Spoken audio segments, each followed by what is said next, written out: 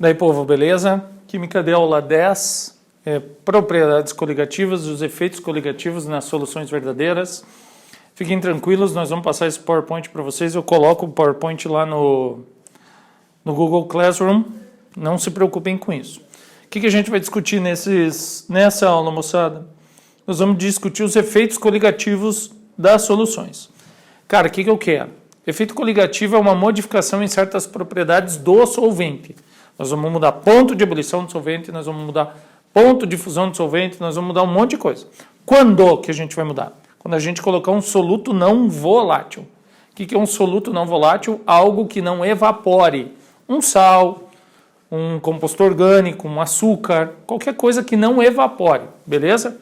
Tranquilo? Este efeito depende somente do número de partículas. Número de partículas é número de íon, é número de molécula lá dentro. Molécula de quem? Molécula do soluto. Íon de quem? Íon do soluto. Beleza? E não da natureza do soluto. Tá? Susi, que propriedades nós vamos mudar, moçada? Soluto não volátil, insisto, tá ali. É aquele que tem ponto de ebulição superior ao do solvente, ou seja, não evapora. Moçada, que efeitos que nós vamos mudar? Nós vamos mudar 4 efeitos. Primeiro, a pressão de vapor do solvente. O que é a pressão de vapor do solvente? A quantidade de solvente que evapora, tá? E, consequentemente, a sua pressão se ele estiver num ambiente fechado. Segundo efeito que nós vamos mudar, o ponto de ebulição desse solvente, que é o efeito ebulioscópico. Nós vamos aumentar o ponto de ebulição dele. Terceiro efeito que nós vamos mudar, o ponto de congelamento desse solvente. A água, em vez de congelar a zero, vai congelar para baixo do zero. Tá? Efeito crioscópico. E o último é a pressão osmótica, que é a osmoscopia, que a gente vai ver mais para frente. Tudo bem? Objetivos de hoje. Primeiro, o efeito tonoscópico. Moçada, tonoscopia é o abaixamento da pressão de vapor quando eu colocar um soluto não volátil. O que a pressão de vapor é? Pressão de vapor, moçada, é a força que o vapor faz nas paredes de um recipiente, tá? Quando ele sai do estado líquido ou do estado sólido e vai para o estado de vapor. Tudo bem? Olha aqui a figurinha. Tá? Imagine que esse ambiente está fechado. Aqui ele está aberto, mas imagine ele fechado. São bolhas de um líquido qualquer, água, álcool, qualquer coisa, e essas bolhas vão sair. À medida que essas bolhas forem saindo, aqui em cima elas vão fazendo a pressão de vapor. Certo? Tranquilo? Se eu colocar um soluto lá dentro, este soluto vai agarrar o solvente. E o soluto agarrando o solvente vai fazer com que esse solvente evapore menos. Esta menor evaporação é o que a gente chama de tonoscopia. Moçada, quanto mais soluto tiver aqui dentro, menos o solvente vai evaporar. Se eu jogar sal em água, menos a água evapora. Se eu jogar açúcar em água, menos a água evapora. Quanto mais partículas tiver lá dentro, menos o solvente vai evaporar. E essa mudança é a tonoscopia. Beleza? Susi? Moçada, você sempre vai ter 2 curvas. Uma para o solvente puro, que é a de dentro, e outra para a solução, que é a de fora. Cara, a mudança na pressão, que é isso aqui, ó, para cá, a mudança na pressão, veja, o eixo vertical é pressão. A mudança de pressão daqui para cá é o que eu chamo de tonoscopia. Beleza? Então a tonoscopia é a mudança da pressão. Tá? Susi? Segundo, efeito ebulioscópico. Nós vamos mudar agora a temperatura de ebulição do solvente. Água a 1 atm ferve a 100 graus. Se eu jogar sal em água, esta água vai demorar mais tempo para ferver. Ela vai ferver numa temperatura maior que os 100 graus. Tudo bem? Então, a ebulioscopia é o aumento do ponto de ebulição. Quando eu jogar alguma coisa lá dentro, um soluto não volátil, Beleza? Então a água está aqui, a água está fervendo, sei lá, a 100 graus. Se eu jogar alguma coisa lá dentro, um soluto, o soluto vai se agarrar nessa água e vai dificultar a evaporação da água. Então ele vai ferver numa temperatura superior aos 100 graus. Vai aumentar a temperatura. Então veja, a temperatura está aqui embaixo, a temperatura subiu.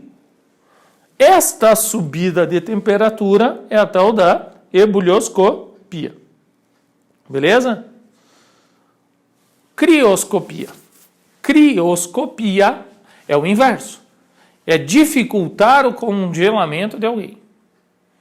Beleza? Você chega numa lanchonete aí qualquer, você olha para aquela geladeirinha lá em cima, que é um refri, que é uma cerveja, que é uma água, sei lá, que é qualquer coisa, e aquela tá -2, -3, -4, e aí você pede uma bebida e a bebida não congelou. Por que a bebida não congelou a -2, a -3, a -4? Porque tem um monte de coisa dissolvida. E esse monte de coisa dissolvida dificulta o congelamento da água. Beleza? Isso é o efeito crioscópico. É dificultar o congelamento de alguém. É diminuir a temperatura de congelamento de alguém. Quem é esse alguém? O solvente. Tá bom? Tá? Quando eu jogo um soluto não volátil. Então, sei lá, aqui temos água. A água está congelando a 0. Se eu jogar um soluto lá dentro, esse soluto vai agarrar a água e vai dificultar o congelamento dessa água. Por isso que a temperatura agora está diminuindo. Isso é crioscopia. Beleza? Então a crioscopia abaixa a temperatura de congelamento. Susi? Tranquilo?